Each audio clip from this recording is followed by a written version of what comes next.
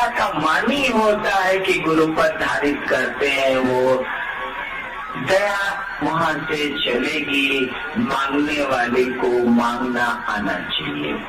आप कहेंगे नहीं शिव, हे शिव मुझको प्रेम की शक्ति दे, वो ईश्वर है, महादेव है, दानी के रूप में वो सब कुछ दे सकते हैं। देखिए कैसे कुर्सी बदलती है। मैं तो नहीं जानता उनके परिवार के बारे में, मान लीजिए आप ही से सुना है, उसी समय अगर भगवती कहे क्या इनसे गप कर रहे हैं, चलिए बाहर बहुत देवता आपका इंतजार कर रहे हैं। महादेव जिस तरह से मुझसे बातें करेंगे भगवती से तो नहीं करेंगे। एक बार मैं महादेव कहानी है हमारे टीवी में करिया फोटो बता दूंगा, मैं नीमो रहा तो हम क्या करें हमारे टीवी पर। एक बार मैं महादेव से बात कर रहा था, उसी समय भगवती आई कि चलिए जरा बहुत जरूरी काम है। मैं चुपचाप मुँह खिंचवाए रह गया, महादेव चले गए। अब देखिए आपका हमारा भाव कैसे बदलता है, जैसा भाव देंगे वैसा आवेगा।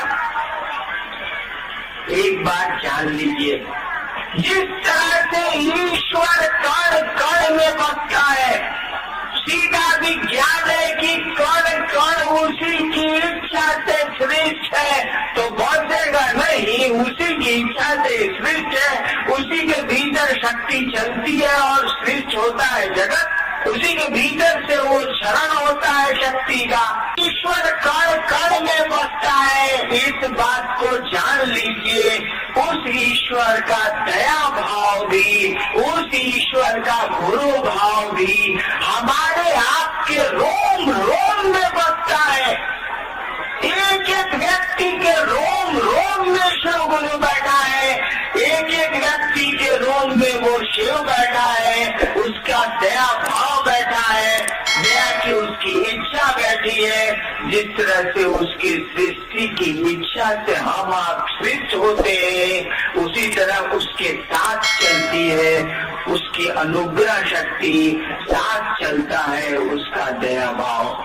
शिव को कहीं ढूंढने की जरूरत नहीं है, उस गुरु को ढूंढने की जरूरत नहीं है, वह गुरु तो हमारे आपके रोम रोम में बसता है। केवल जरूरत है अपने शिष्य भाव को अंकुरित कर लेने की, पनपा लेने की, पैदा कर लेने की। वो तो कण कण में बसता है, गुरु भी बसता है, ईश्वर भी बसता है।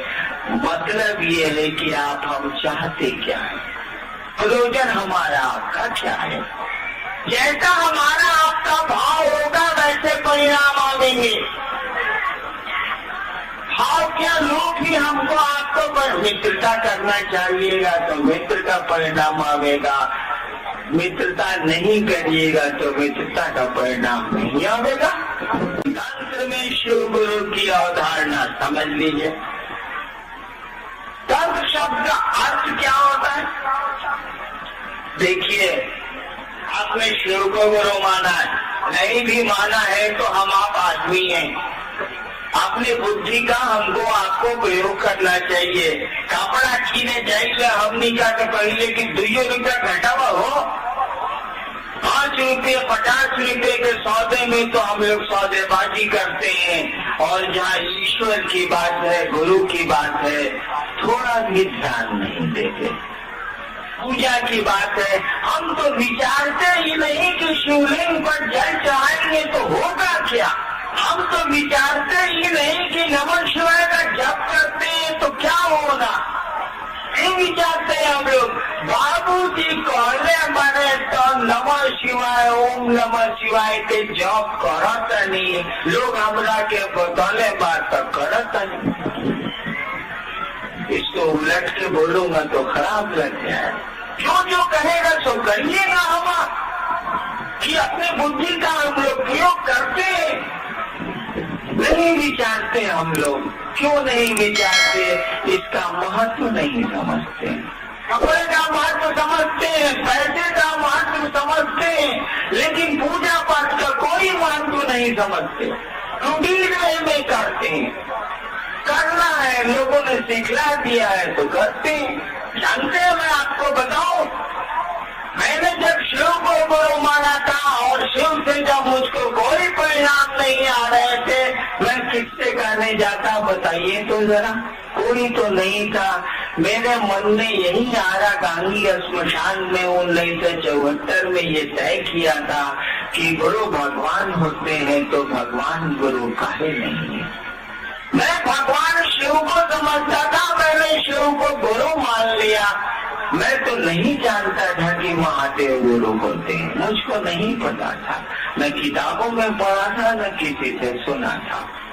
मैं किससे पूछने जाता, कौन मेरी बात सुनता? कोई तो नहीं था। मेरे मन का विचार था, मेरे मन की कल्पना थी या शिव की दया होगी। नहीं कर सकता, क्या स्थिति है। आज तो आप पकड़ते हैं हरिमनानंद को, आप तो पकड़ते हैं रामविलास सिंह को, आप तो पकड़ते हैं दूसरे गुरु भाइयों को कि महादेव के गुरु मल्ला 2 महीना हो गई, हमरा कुछ नहीं के बुझा। बताई तो हम केकरा के पकड़ती 1974-75 से लेकर 82 तक शिव को गुरु मानने के 8 वर्षों तक।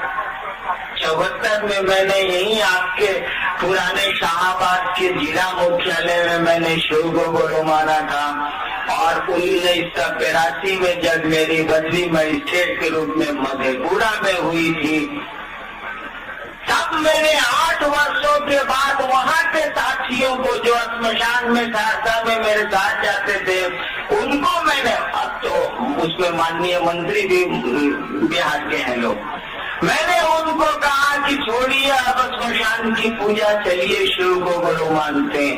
यानी शिव को गुरु मानने के बाद भी मेरा मन इस बात को स्वीकार करने को नहीं तैयार था कि यहाँ भी झूठ नहीं है, यहाँ भी फरेब नहीं है, क्योंकि मैंने तो पूजा पाठ की दुनिया में फरेब पाया था, झूठ हमको मिला था, दुख मिला था, प्रताड़ना मिली थी।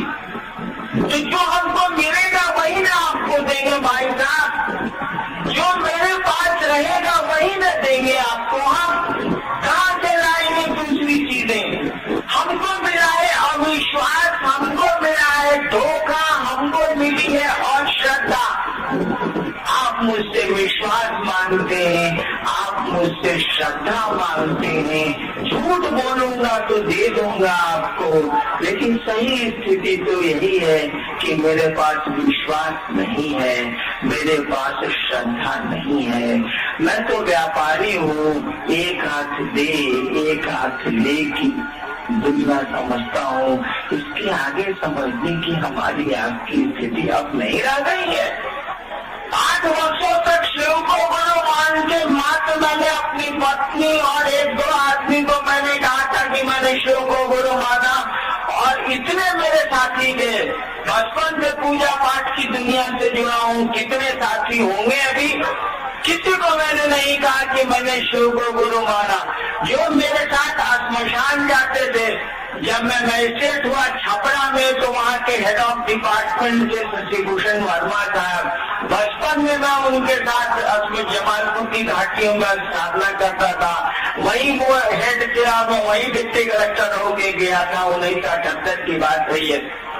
खासरात में हम और शशिभूषण वर्मा साहब रहते थे श्मशान में, वही छपरा की नदी के किनारे। अभी उनको मैंने नहीं कहा कि मैंने शिव को गुरु माना, इसीलिए कि मुझको लगता था कि यहाँ भी फरेब है, यहाँ भी झूठ है। मेरे पास था फरेब, मेरे पास था झूठ, मैं कहाँ से लाता विश्वास? गुरु के पास जाने के लिए विश्वास की जरूरत नहीं है, गुरु के पास जाने के लिए श्रद्धा की जरूरत नहीं है। हम लोग तो बचपन में स्कूल में पढ़े हैं, हमारे आपके बच्चे भी विद्यालय में पढ़ते हैं। जब पहली बार हम आप विद्यालय गए थे या पहली बार अपने बच्चों को विद्यालय भेजते हैं, जाने का मन करता था क्या विद्यालय? बाबूजी आज माथा दुखाता, आई आज पेट दुखाता, नहीं जाने का मन था। कोई श्रद्धा नहीं थी, कोई ज्ञान नहीं था, कोई विश्वास शिक्षकों के प्रति नहीं था। मुझको तो सयाने तक नहीं हुआ, मेरे पिताश्री यहाँ बैठे हैं, बिहार में डायरेक्टर से रिटायर कर गए, 14 साल रिटायर किए हुए उनको हुआ है। उनसे आप पूछ लीजिए कि हरिंद्रान शिक्षकों के प्रति कभी सम्मान रखा ही नहीं हमने। मुझको शिक्षक हमेशा दैत्य नजर आए, हमेशा मैंने झगड़ा किया मास्टरों से, मेरे शिक्षक थे तो मैं कमीना था।